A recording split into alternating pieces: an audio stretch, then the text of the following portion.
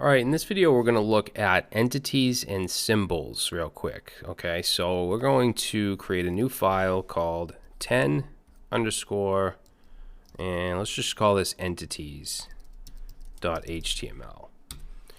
Okay, so we're going to put in our boilerplate. Let's say entities. So the first thing I want to show you is a non-breaking space. I'm going to put a comment here and say non-breaking space. So if I put a paragraph and I say, hello, my name is Brad, and I run this in live server, or you open your web page, so we just have a paragraph that says, hello, my name is Brad. Let's say that I wanted to put a bunch of white space. Okay, so where you see no text, it's called white space. Let's say I wanted to put a bunch of it in between is and Brad. Like if I go over here and I just put a bunch of spaces like that and I save, there's no difference. Okay, it doesn't, the browser is not going to see these spaces and render it like that. If you wanted to do that for some reason, and there's not too many cases where you would do this, but if you did, you could use a non-breaking space, which is an HTML entity. So it's actually going to be ampersand NBSP semicolon. Okay, remember in the last video at the end I showed you the copyright entity, which was ampersand copy semicolon.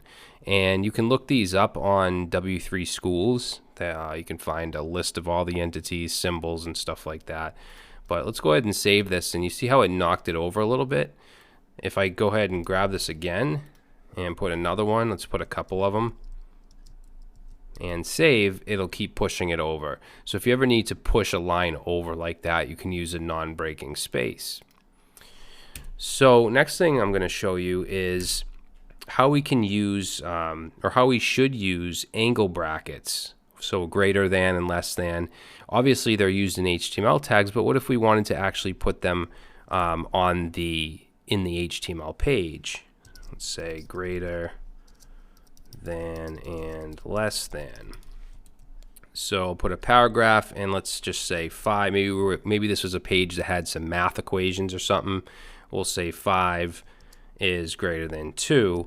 If we save that, it does actually show up on the page, but in some browsers it can actually get confused because it looks like the beginning or actually the end of an HTML tag. So usually when you do this, if you want to actually put an angle bracket displayed on the page, you would use the entity ampersand GT semicolon. Okay, GT is greater than. So let's save this and you'll see that it renders the same thing.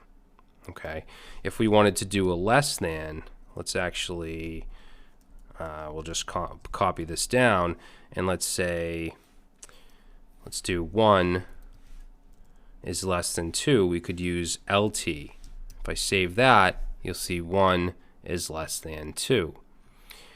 There's also numbers for entities as well. So I'm just actually going to copy this down again, the greater than, and instead of doing GT, I'm going to do number 62 and save, and notice that it again gives me the greater than. So the number for less than is actually 60. So we would do ampersand number sign 60 and save, and you'll see it gives us the same thing. Now in most cases you're going to use the greater than and less than, but I just wanted to show you that you can actually use the number. Okay, we already saw the copyright, but I'm going to put it in here anyways. So we're going to do ampersand copy semicolon. This is the one that I use frequently. We also have the trademark. So let's do ampersand, and this is REG. And if we save that, you can see it gives it, oh, not the trademark, the little R.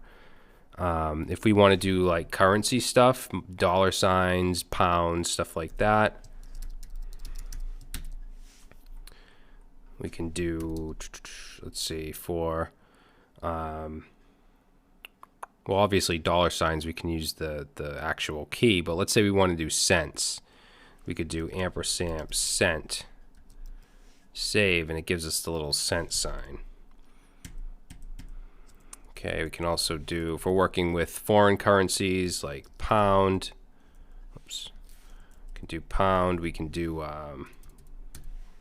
yen, we can do euro. If we save that, we get all those different symbols. We can even do suits, like card suits. Okay, such as spades. So if I wanted to do ampersand spades, semicolon, there we go. And of course we have the other three. So if we want clubs, hearts, and diamonds is actually DIAMS. Okay, so yeah, I mean, you're probably not going to use these very much, but I did just want to show you guys it. Also, if you want to display something in like computer code font, you can use the code tag. So let's say computer code. So let's say code, which is a tag. And let's say we wanted to display PHP. Okay, it's PHP code. Now in PHP, you start your code with this right here. This is an opening PHP tag, and this is a closing PHP tag. And you could put like echo, a string, hello. And I don't expect you to understand any of this, but let's say we wanted to display this on the page, and we wanted it to look like code. So we would replace this with the entity of less than. So we'll do ampersand LT semicolon, and then let's replace this with ampersand GT semicolon. And we'll save that, and now down here, notice that it actually looks like code. Okay, so if you wanted to put a code snippet into your page, maybe it's a programming site or something like that, that's how you would do it. There's also a tag called KBD for keyboard. So if we wanted to put like a paragraph and we were giving instructions to say save the file by pressing, and let's say we were telling them how to save a file, so Control S, we could put a KBD tag and we could put in CTRL plus S. We'll do that, yeah, like that, and save. And now save the file by pressing Control S, and notice the Control S is kind of it's in that computer code font.